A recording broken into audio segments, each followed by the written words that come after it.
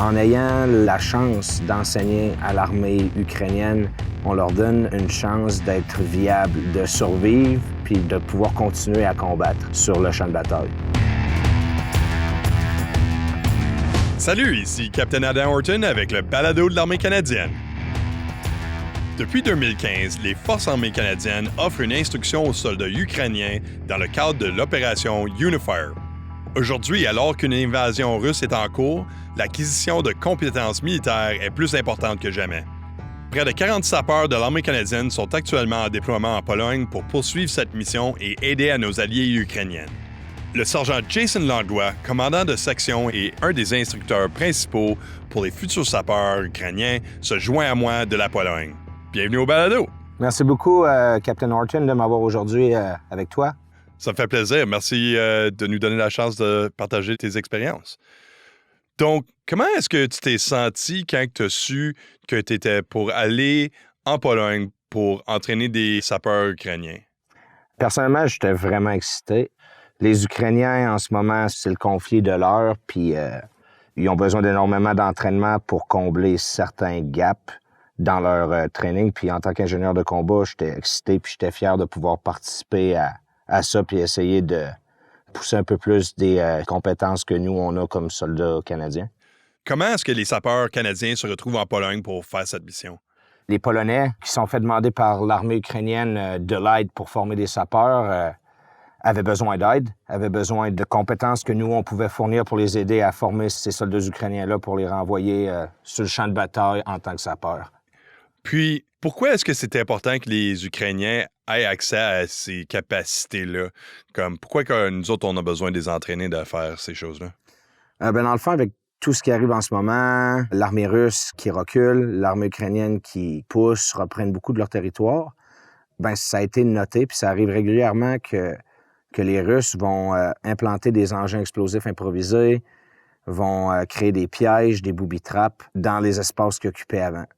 En ayant la chance d'enseigner à l'armée ukrainienne comment sécuritairement neutraliser et désarmer ces pièges-là, ces engins explosifs improvisés ou trappes, on leur donne une chance d'être viable, de survivre, puis de pouvoir continuer à combattre sur le champ de bataille. Ça, c'est juste une partie du cours. En même temps, en leur offrant l'expertise canadienne de comment que nous, on en place des champs de mines, comment est-ce qu'on en place des obstacles ou est-ce qu'on fait des brèches dans des obstacles, on leur donne encore plus de knowledge qu'ils vont être capables d'utiliser sur le champ de bataille.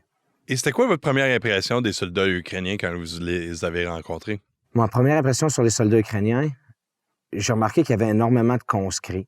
Il y a énormément de gens qui ont joint la Garde nationale ici avec nous. Il y a énormément de conscrits. Puis aussi, il y a un certain nombre de soldats qui ont énormément d'expérience puis qui ont été choisis par leur brigade pour revenir être qualifiés en tant que sapeurs. Donc, les soldats qui arrivent ont déjà de l'expérience, vraiment? Oui, définitivement. Il y avait plusieurs types d'expériences différentes.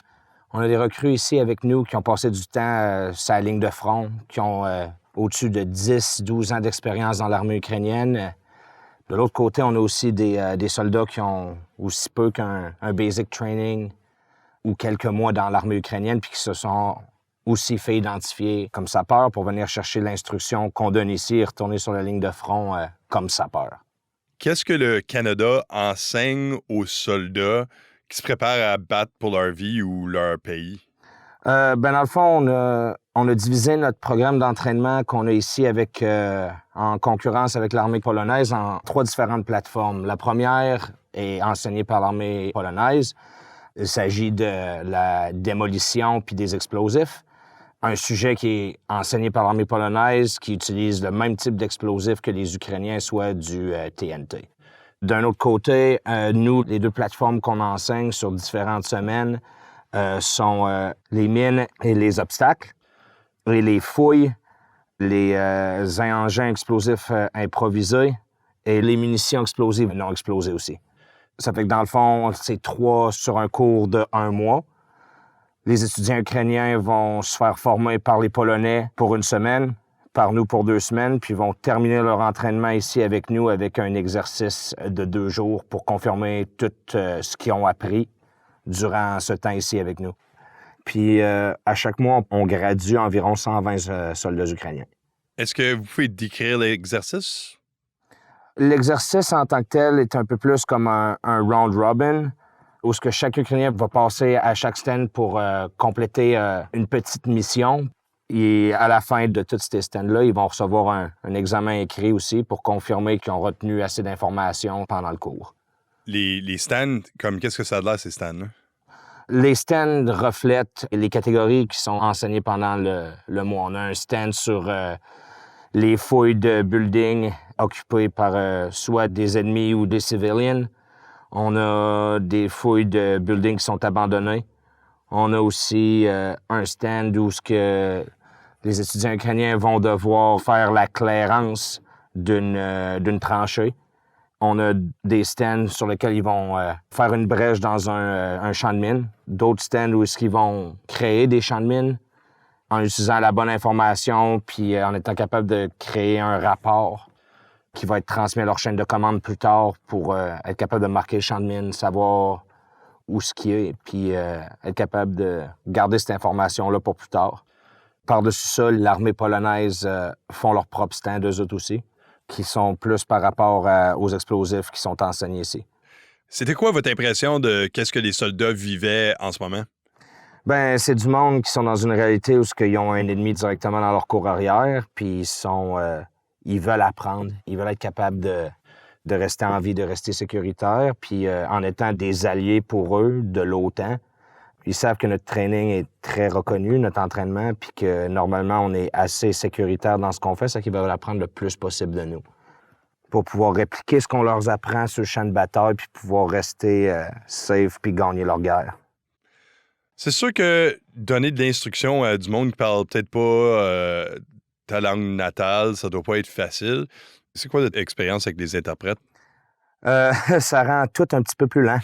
Personnellement, je suis quelqu'un qui parle rapidement, qui parle beaucoup. Ça fait qu'il a fallu que j'apprenne à me pacer. Il a fallu que j'apprenne à parler une couple de phrases à la fois. Alors, c'est le temps de digérer l'information pour être capable de la passer de la façon la plus complète. C'est toujours plaisant de travailler avec les interprètes. La plupart d'entre eux sont ukrainiens ou canadiens avec un background familial venant de l'Ukraine. Ça fait qu'ils sont très... ils veulent aider, ils donnent leur 100%. Ils sont vraiment heureux de participer, de faire partie de la mission. C'est sûr qu'utiliser des interprètes, c'est pas facile, mais il doit y avoir d'autres défis. Travailler dans un environnement culturel qui est un petit peu différent, avec des soldats de militaires différents. En plus, c'est même pas... Vous n'êtes pas chez vous, vous n'avez pas nécessairement accès à tout l'équipement que vous auriez normalement. C'est quoi votre expérience en faisant face à ces défis-là? On a une façon de faire, les soldats canadiens.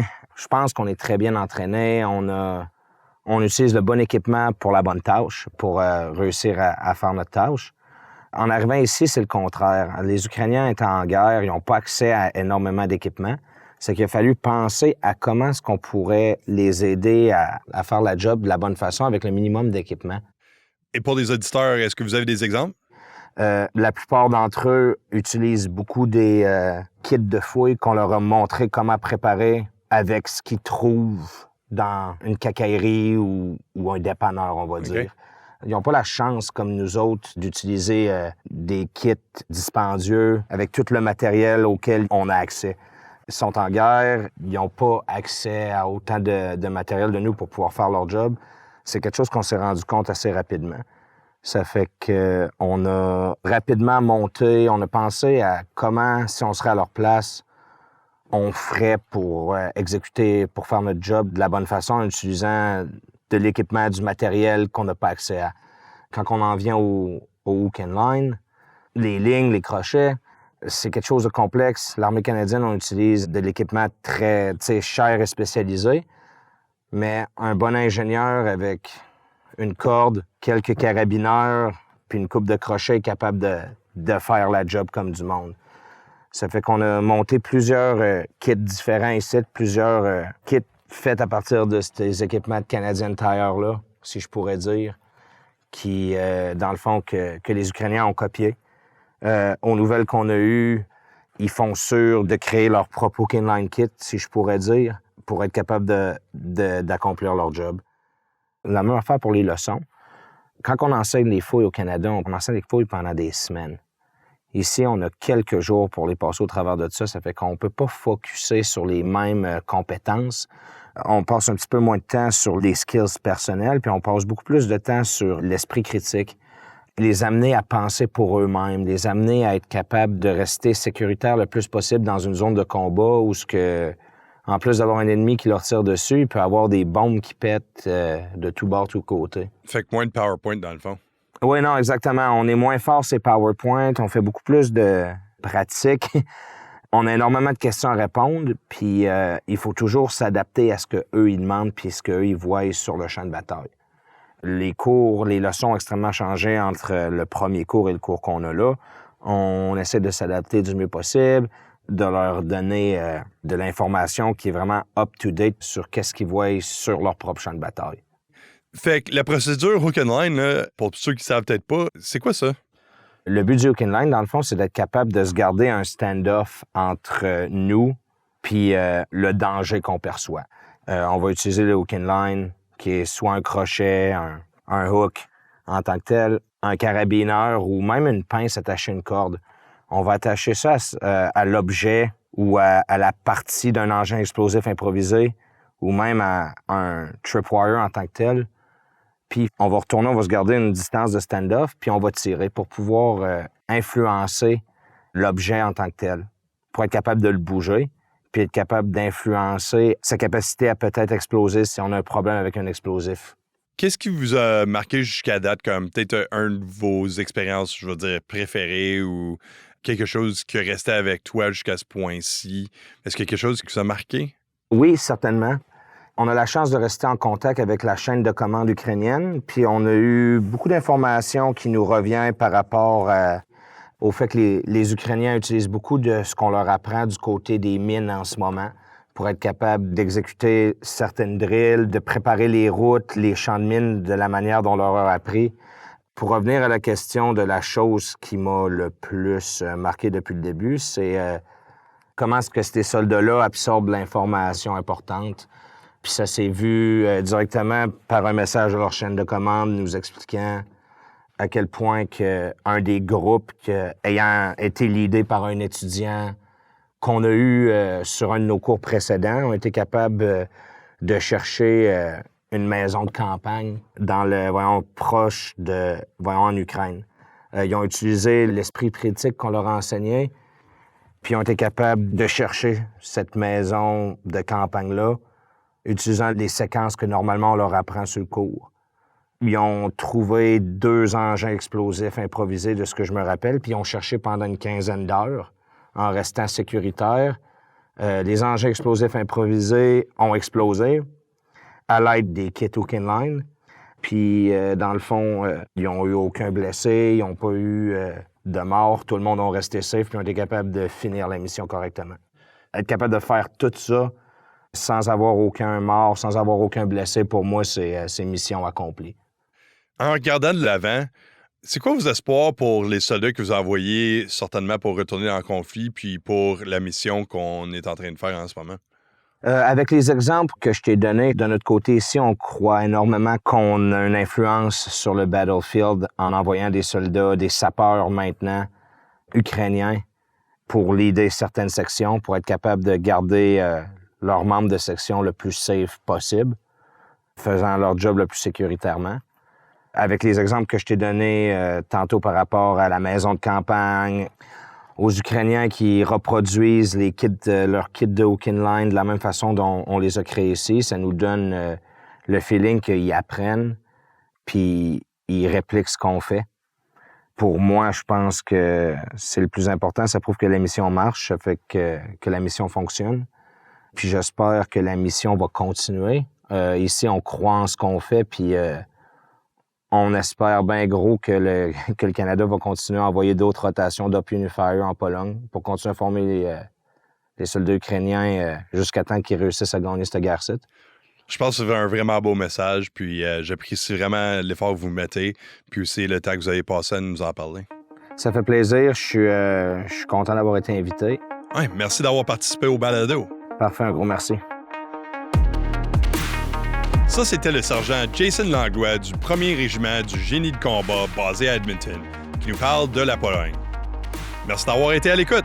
Moi, je suis Captain Adam Horton. Prenez soin de vous.